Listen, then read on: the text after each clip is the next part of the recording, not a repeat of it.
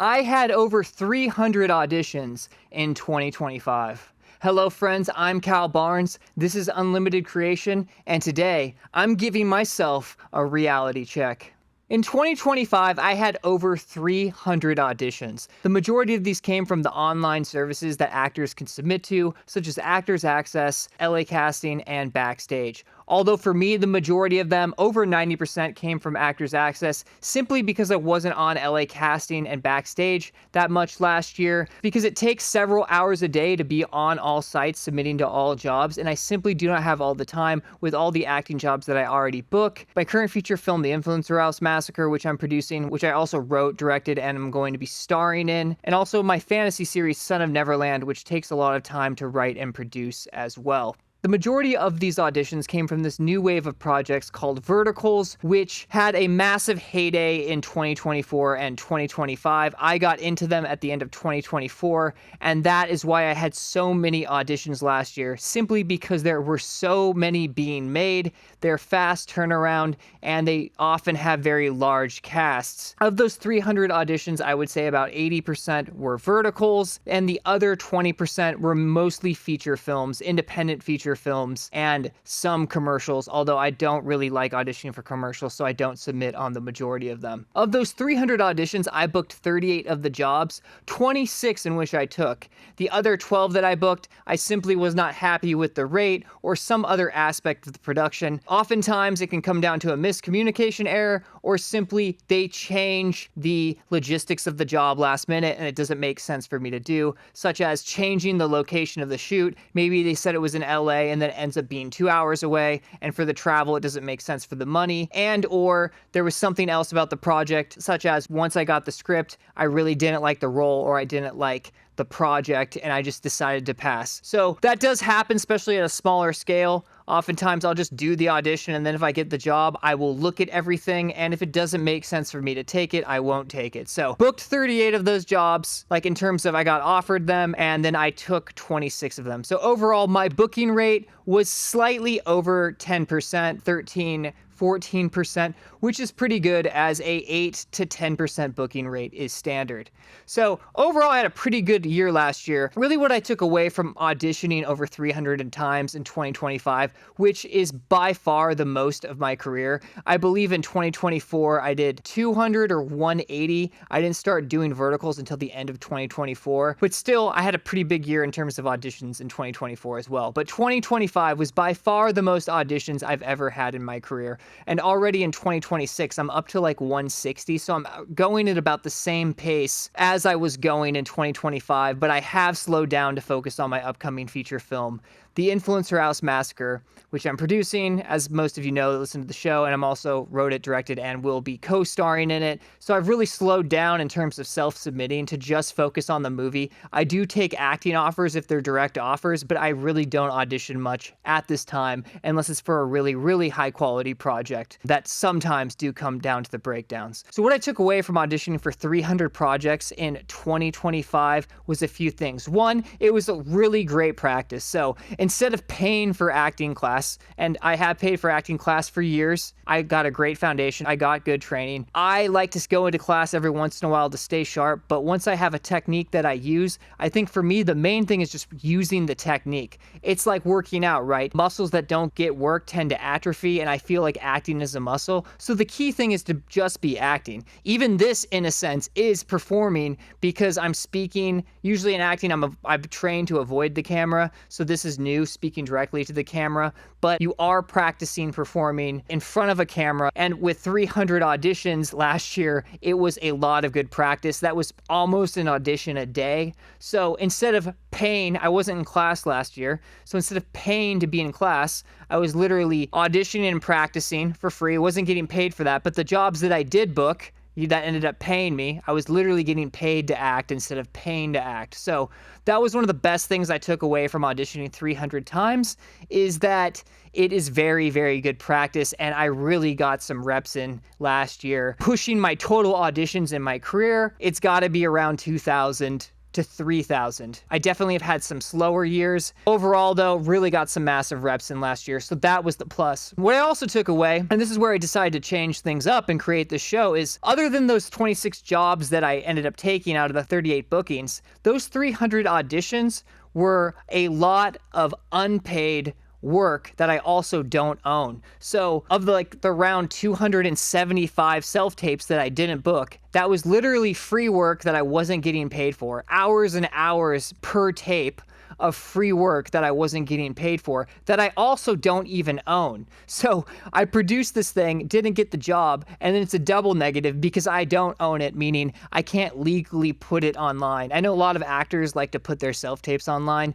I guess I could do that. I really just don't see the value in that. I don't think people need to see me audition 300 times. I don't know if it's necessarily a good look. When I see it on other actors' pages, I don't think it's a very good look personally, just seeing all of these auditions. I mean, maybe it's not that bad. It's just not a path I want to take. I like to showcase jobs that I actually booked, and I like to showcase content that I've produced and owned. So that's just my thing. And I also find it a bit cringe when actors just have all their auditions online, because we're all auditioning all the time, and just putting up other people's work that you didn't write, that you don't own, and you didn't get the job for, maybe isn't even legal, and it's not the best look. So I just avoid it. But that was a huge reality check, is I auditioned over 300 times and produced literally 300 tapes that take about the same effort as producing, maybe a little less because they don't take as much editing, but I literally produced over, 300 tapes, 275 of which I didn't get paid for, that I don't own, and they take quite a lot of time to produce. So that was really not a great thing. And I really gave myself a little reality check at the middle of this year where I'm going, man, I'm putting a lot of work into these tapes, and it's a lot of sunk time and energy. Yes, I do get the benefits of putting in the reps, but it's a lot of content creation. I mean, I asked myself, wow, if I just produced 300 episodes of a show last year, if I owned all of these tapes, or they were all original to me, that would be 300 episodes of a show. So what if I just took the same energy I put into auditioning for all of these projects, the majority of which just statistically you're not going to get as an actor? That's just the math. Even if you're on the higher side of that, that's really good. Like I had a 13%, 14% booking rate, which is actually really strong, but still, just statistically speaking, unless you're like a famous actor, I mean like really famous, you're not even really auditioning anyway, you're mainly just fielding, you have an agent or you're fielding offers. But for the most part, for most actors, jobs you book are usually far less than the jobs you audition for. That's just the math. That's just part of it. I was just really gave myself a reality check, like, wow, like if I owned all of those tapes, or they were all episodes of a show that I owned, I would have literally 300 episodes of a show, which is at that point is really a self-contained library. Like people could go and find my show and literally listen to episodes for days on end, and it would be a self-contained show that's growing, that's entertaining, that's educating an audience, and I actually own the content. So it really made me think, I'm actually literally a content creator. I'm producing tapes every single day that I'm not getting paid for, that I don't own. And to me, that just didn't seem like a very good deal, honestly. And I really wanted to pivot that energy into something I do own, which, although this is basic, it's just me standing here talking about things I know. The great part is that I actually own this content. It's original to me, and I'm able to put it online freely and without risk. And it's all things that I feel are educational and helpful to an audience. And most importantly, that I do own it and I can legally put it online. It's actually work that, although I'm not getting paid, literally someone's not writing me a check to do this, at least I own it. And potentially one day, if I make enough episodes, or if people like the show, again, I'm just on my second week here, then maybe one day it could be a good source of income, like it is for a lot of top creators. So I'm like, why don't I just take all that energy and create a show? So that was huge for me. I think it was just my business mind being like, hey, this really isn't a good deal, doing all of these auditions, self-taping, doing all of this work, and I don't own most of it. I mean, seems like kind of a bad deal, especially because the kind of jobs I was auditioning for, they're not massive jobs. They don't pay a lot anyways. If I got them, often really comes down to how long you're there. If I got paid $300, I'm only there for a few hours. That's not bad. But if I got paid $300 and I'm there for 12 hours, it's really not much more than minimum wage. So really, when you do the math on how many hours you put in that year in terms of creating and producing self-tapes versus the actual hours on set and what you got paid to work, it is usually far less than minimum wage. That's just the math, unless you are in a position where you're only getting offered the top jobs. I understand that's a part of growing as an actor, but I'm an actor that doesn't really need to audition anymore. I've auditioned thousands of times. I understand how it works. I'm really at a point in my career where I really need to start monetizing this skill set and not giving it away for free. So that's why I produce my own films, and that's why I began to do this show, is it's time to start working smarter and not harder. And another thing I really learned about auditioning over 300 times last year is really when you're going through the front door, it is literally all about representation. I already knew that, but this really just proved it. As an actor, you are far better getting one audition that's for a Christopher Nolan and booking that one job that year than auditioning 300 times for smaller projects and getting 26. Why do I say that? Because yes, I did get paid and made some decent money on this many projects, but for the most part, they're not projects that a lot of people are going to see. And even if they do, they're not really in the style of film that I really pride myself on with my better credits and the types of films I make. So it really comes down to reps, and that has been a struggle in my career, is finding the right reps. I don't think actors that land here and they find a good agent or manager right off the bat are very, very lucky, because I've been through 7 agents and managers and none of them have ever really been able to get me auditions for the types of jobs that I've wanted. I don't necessarily blame them for that, but if they can't get me in the room, there really is not a point of having them there, because even if I like them, having them on my resume, if they're not getting me the types of jobs that I hired them for, doesn't make sense to keep them. Most actors I know won't stick with an agent or manager for more than 3 to 6 months if they're not getting them in the right room. I've stuck with some for a year. The last one for 2 years because I really liked this person, but it literally, I was outperforming them, meaning I was getting myself better auditions on my own. I literally got myself auditions for Darren Aronofsky. He's a director that directed Black Swan. I auditioned for Caught Stealing.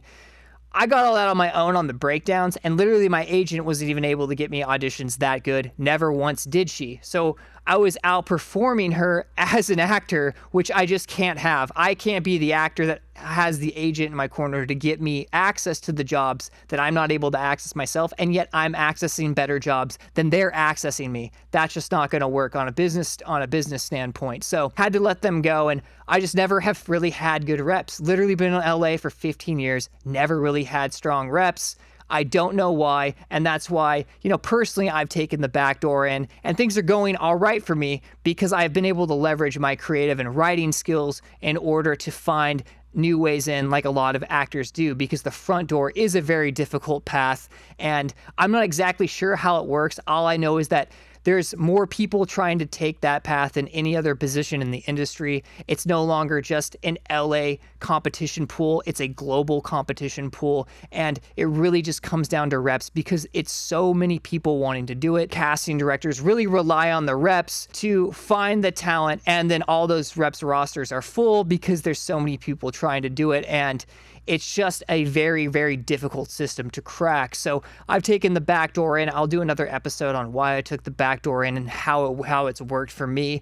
But that's also what this really confirms, doing over 300 auditions, is it's all about reps. You can be very good at auditioning. Obviously, I'm decent because I booked 38 out of the 300 auditions that came my way. So obviously I'm an actor that can book auditions.